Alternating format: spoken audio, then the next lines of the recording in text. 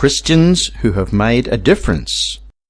On Songs of Hope this morning, our Christian who has made a difference today is David Unaipon. David Unaipon. He's an Aboriginal Australian. You've seen his photo many, many, many times. It's on one side of the Australian $50 note. David Unaipon. David was an Aboriginal. He had a passion for music, literature, science and Christianity. He was the first published Aboriginal writer in Australia, and he was an advocate for Aborigines. He was an inventor, a musician, an orator and a Christian preacher. In 1953, he was awarded the Coronation Medal for his achievements. David Unaipon was born in 1872 and brought up in Point Macleay Mission in the south of South Australia, near Tailem Bend. The Australian Governor's policy for Aborigines in the early days of British settlement was to settle them in separate communities from white Australians in order to protect them from alcohol, disease and the excesses of white communities. The church has helped this policy by providing mission communities, often funded by Christian almsgiving. Point Macleay was one of these communities, and it was run by the Congregational Christian Church. At age 13, David went to Adelaide to be a servant for a Mr. Young for 5 years. Mr. Young encouraged his interest in science, music and philosophy.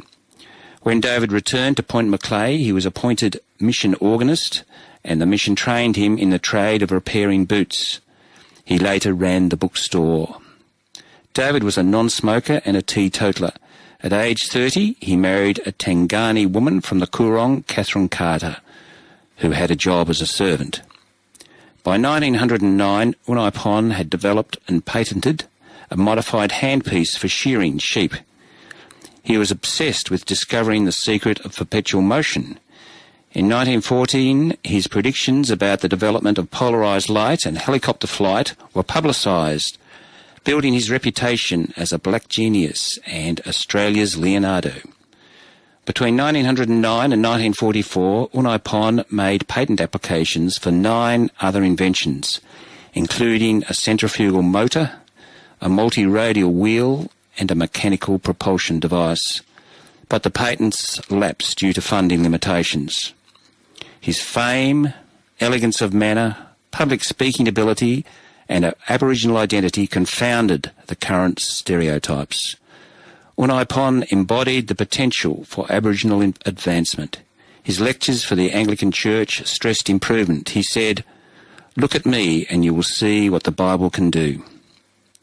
In 1912, he made representations to the Royal Commission into Aboriginal Affairs. In the 1920s, he collected and published stories about Aboriginal myths and legends. For 50 years, he travelled southeastern Australia, combining this work with lectures and sermons in Christian churches. In addresses to schools and learned societies, he spoke on Aboriginal legends and customs and about his people's future.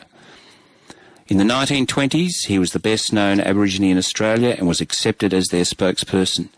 He advocated gradual change for Aborigines and integration into Australian society, rather than separate communities. As he travelled, he was often refused accommodation because of his race. In his 1951 autobiography, he said that Jesus' teaching that all men are brothers helped him cope with these times of discrimination. He said that he was born between two forces, heathenism and civilization. He spent his lifetime trying to bring these two sides together. He died in 1967 at age 95. We salute Aboriginal Australian David Unaipon, a Christian who has made a difference.